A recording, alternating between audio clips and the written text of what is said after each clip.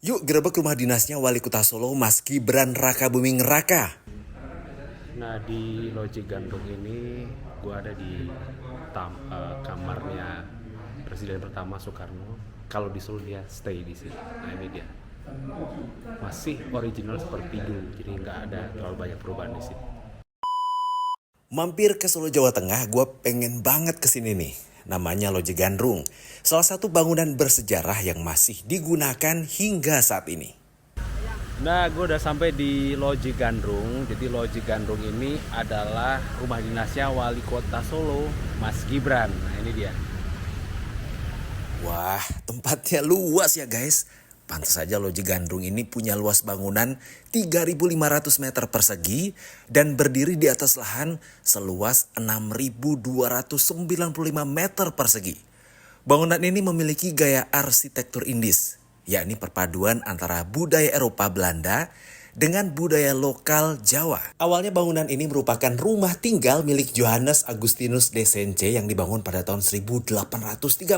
Nah, de Sence ini adalah seorang pionir perkebunan Belanda pertama di wilayah Surakarta dan juga dikenal sebagai tuan tanah di Ampel Boyolali. De Sence atau Tinus ini, dia sering banget ngadain pesta di rumahnya. Nah, karena sering digunakan untuk pesta dansa orang-orang Jawa, maka acaranya disebut sebagai gandrungan, artinya tergila-gila karena asmara. Sementara loji artinya rumah besar dan berdinding tembok. Nah, sampai saat ini bangunannya terkenal dengan nama Loji Gandrung.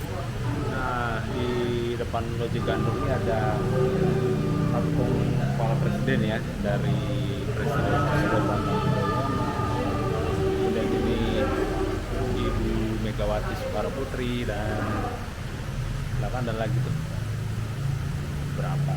Ini adalah Presiden Soekarno, kemudian ada Presiden Soeharto, B.J. Habibie, dan terakhir Presiden Abdurrahman Wahid di depan Loji Gandrung ya.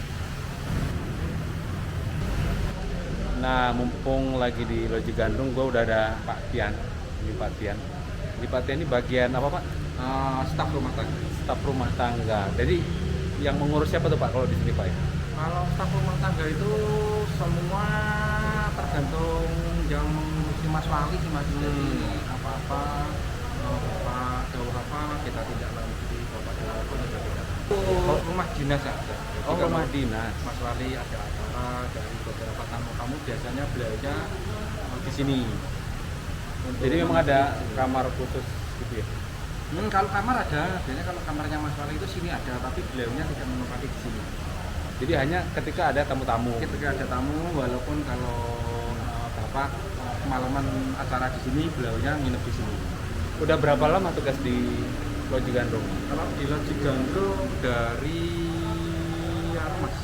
Pelantikannya dari 2020 ya. Oh iya. Ya, 2020 dasar. Gitu guys. Jadi kalau kalian punya acara di Loji Gandrung, nah nanti ketemu Pak Yan ini yang bakal nganterin kalian kemana-mana. Karena gue juga diantar kemana-mana sama beliau dan beliau mengetahui ini beberapa ruangan di dalam ya. Ya, karena kan kita yang membersihkan, kita yang backup seluruh acara di sini dengan teman-teman yang Oke. Thank you Pak Yan. siap. Yuk kita masuk ke ruang tamunya. Luas ya guys, dengan sofa hitam dan tembok keramik berwarna kehijauan.